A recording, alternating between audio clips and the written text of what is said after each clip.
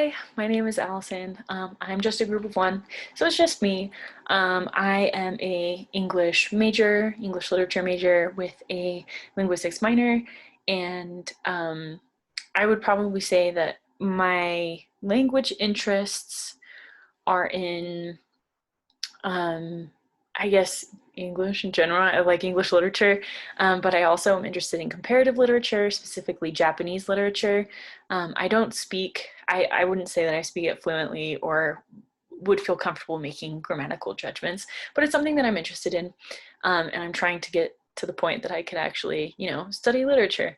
But I'm also interested in Spanish and Swahili. I'm trying to learn those right now, just very like basic stuff. I teach ESL adult class, and they most of my students speak Swahili or Spanish. So I just kind of want to learn it just to help them a little bit better, just because I'm not super familiar with either of those languages. But so that's my language interests. Hobbies, I guess, I don't know. I like to read, I like to watch movies. I learned how to crochet in the spring with like all the pandemic stuff that was happening, which was really interesting, I guess. So yeah, so that's pretty much it. Like gardening, reading books, watching movies. That's pretty much it. So the three that I chose to do, I think it was B, E, and F.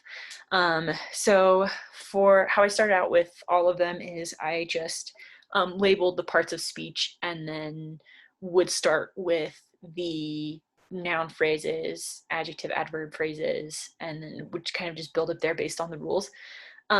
So for this one, it was pretty easy. I just based everything off of like suffixes and things like that and stuff that I kind of had intuition about. I know that there's another word for it that we're supposed to use, but I can't remember what it is at the moment. But so aardvark slowly swarmed the veranda near the peach tree. I tried doing this just because I know that we were allowed to do compound nouns, but I tried doing it as a non-compounded noun and it didn't really, I was able to make something, but it didn't necessarily work right, I think.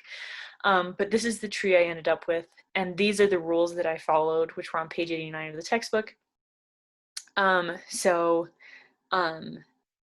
I turned the end of the sentence, the preposition, the determiner, and the noun into a prepositional phrase, which then worked with the determiner, the noun, and the prepositional phrase.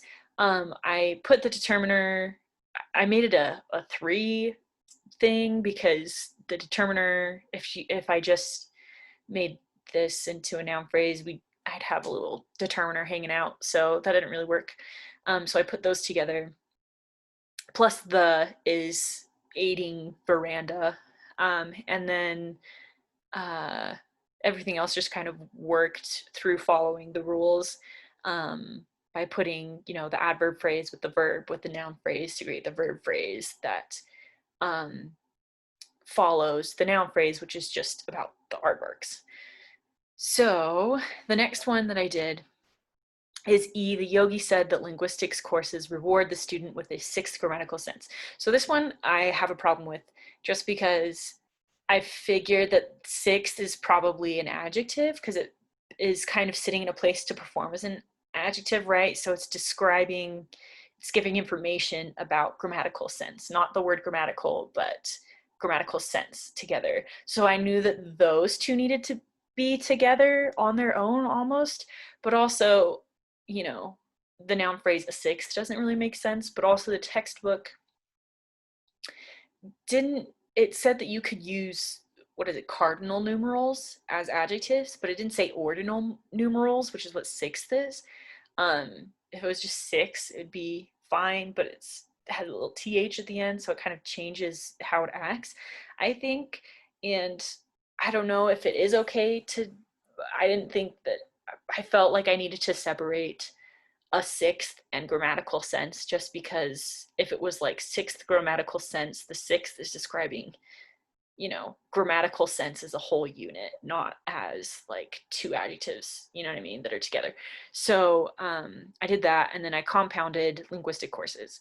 So, and these are all the rules that I followed. So this one was minus this little weirdness that's happening here, just because I didn't want to put these two together into one phrase, I guess. So I ended up having two noun phrases in the verb phrase. Um, so besides that, you have like an entire embedded clause because of the, trying to remember what it's called. And I can't remember what it is called at the moment, but I know it's complementizer. That's what it is. So you have the noun phrase and the verb phrase, and then the complementizer phrase is embedding a whole entire another tense phrase within the sentence. So that's how I figured out that one. And then these are the rules that I used, which again are on page 89, but these are the ones that I looked at. And then I have intrepid sailors visited the islands near the archipelago in an old galleon. So this one, the prepositional phrases, I think, helped establish where everything went, and it seemed correct because you can put near the archipelago, ooh, at the beginning by itself and keep this one at the end and it's fine, or you could put this prepositional phrase at the beginning, or you could put both of these prepositional phrases in the beginning and you could flip them, and it sounds weird, but it doesn't sound like really off or horrid.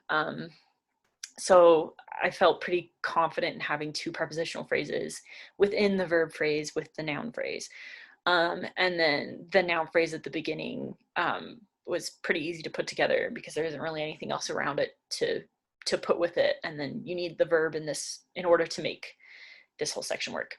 So that's, and then these are the rules that I followed for it specifically.